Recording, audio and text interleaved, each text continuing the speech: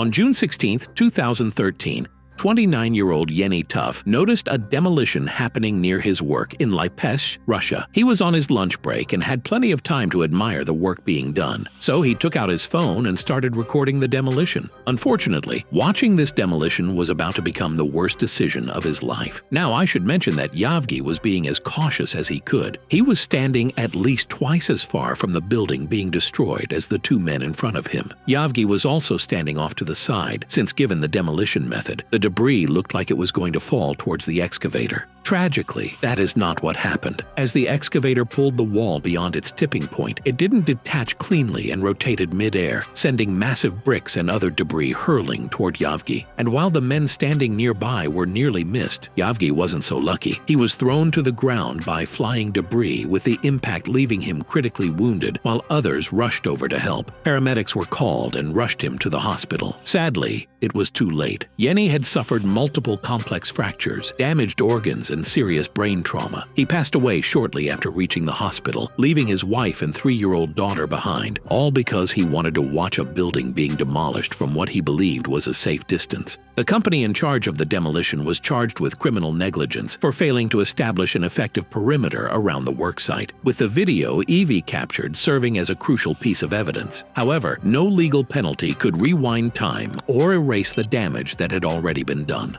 23-year-old Helen Wendy Nabuto moved from Kenya to Canada on a 10-year study visa when she was just 20 years old. By 2022, she was close to completing her education while also working as a nurse and a personal support worker in the Toronto area. Things were going well for Helen, but things took a tragic turn in August of 2022 when a single accident wiped out everything she had worked so hard to build. She was hired as a personal support worker by someone living in the small town of Chatsworth, Ontario. She decided to rent a room in the only motel in Chatsworth to accommodate this job and started living there. The place wasn't too shabby, but the thing that caught Helen's eye was the motel's outdoor swimming pool. I'm not even trolling, that looks way too real. They eventually realized the truth and immediately contacted the motel management. By the time someone checked on Helen, she was long gone. The live stream helped prove that this was nothing more than a terrible accident, though that did little to soften the blow for her family. As her father stated, "I watched the video. I cried. It's terrible." What made the tragedy even more devastating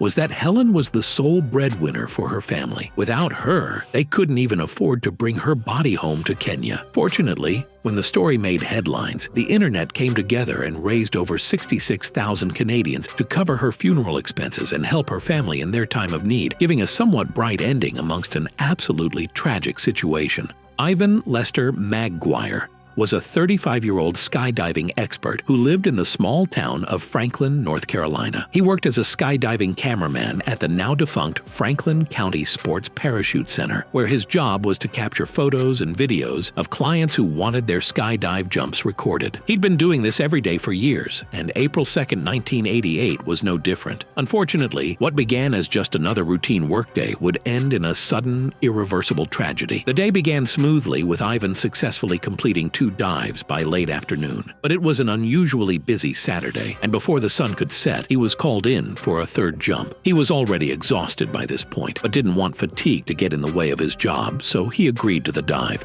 The plane took off from the runway located right next to the sports center, and within just 15 minutes, it was soaring 10,500 feet in the air. After reaching this desired altitude, Ivan jumped first, making sure to keep his helmet-mounted camera pointed towards the client and their accompanying skydiving instructor. What you're looking at right now is a part of the footage that he captured. A few seconds after the jump, the other instructor opened his parachute, which was Ivan's cue to open his own, but when he reached for his ripcord, it wasn't there. Panic set in as he frantically disregarded getting a good shot and searched his body for the ripcord, hoping it was just stuck somewhere. And that's when he made the horrifying discovery. He wasn't wearing a parachute at all, and since the other instructor had already opened his parachute, he couldn't help Ivan in any way either. Unfortunately, none of the evidence the investigators were able to gather answered this question, but given his circumstances, a few popular theories have emerged that offer possible explanations for what might have gone wrong. The first of which is that this This incident was the result of nothing more than ill-fated complacency. As I mentioned earlier, Ivan had already completed 2 jumps that day and was exhausted before getting on the plane for the 3rd time. Maybe he assumed he was completely geared up when in reality he was missing the most crucial piece of equipment. However, if he wasn't wearing anything on his shoulders, someone around him would have almost certainly noticed before the jump. Which brings us to the second and more likely possibility. The incident happened because of his camera equipment.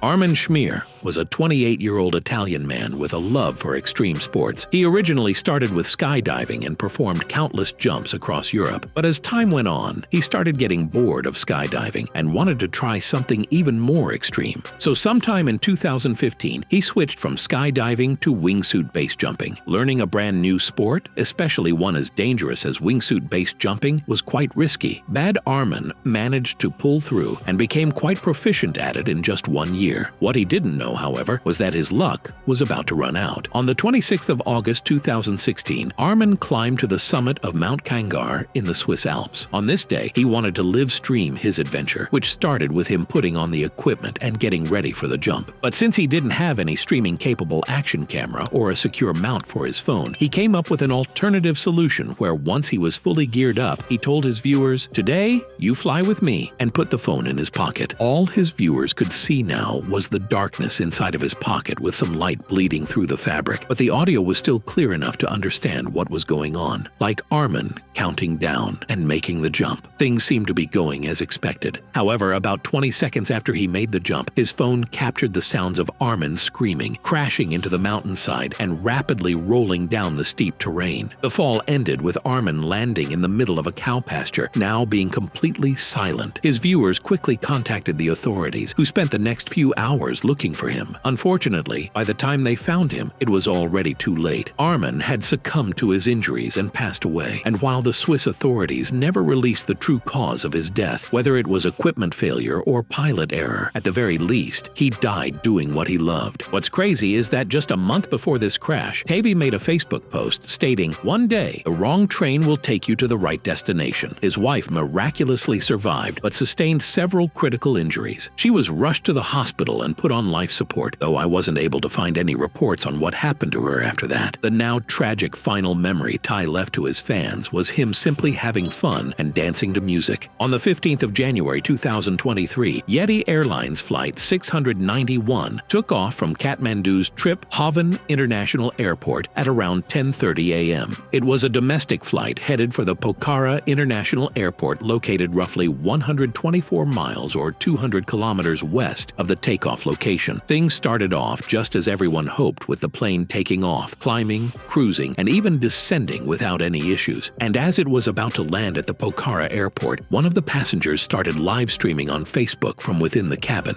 This passenger was a 25-year-old Indian man named Sanu J. Swal. He was an adventurous young man who loved nothing more than exploring new places with his friends and experiencing their beauty firsthand. This time he had traveled to Nepal as a tourist with 3 of his close friends, and after enjoying Kathmandu to its fullest, the 4 of them were headed to Pokhara to experience paragliding. He was excited for the upcoming adventure and wanted to share this moment with his entire social circle, which is why he started streaming. What none of his viewers knew, however, was that this was going to be the last time they would see Sonu alive, because just a minute after he started streaming, the situation took a terrifying turn as the camera became disoriented and the laughter turned to screaming. What followed was an extremely loud explosion. Somehow, the phone stayed intact and continued streaming everything to Sonu's friends and family. But all they could see at this point was nothing short of horrific, with the entire camera feed getting covered in raging flames, and worst of all, the screaming suddenly coming to a halt. The only silver lining in this accident was that the plane barely missed the populated area right next to the river, which would have likely doubled, if not tripled,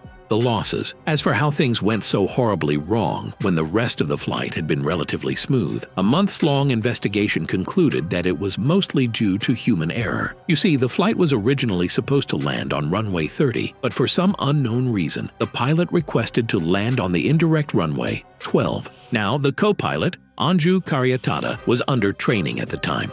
So it's possible the pilot requested the alternative route to teach her how to land at an awkward angle. Unfortunately, while the plane was turning, she misinterpreted a command and accidentally switched both engine propellers to the feathered position. This resulted in the engine stalling, the plane losing control, turning over and crashing into the riverbank.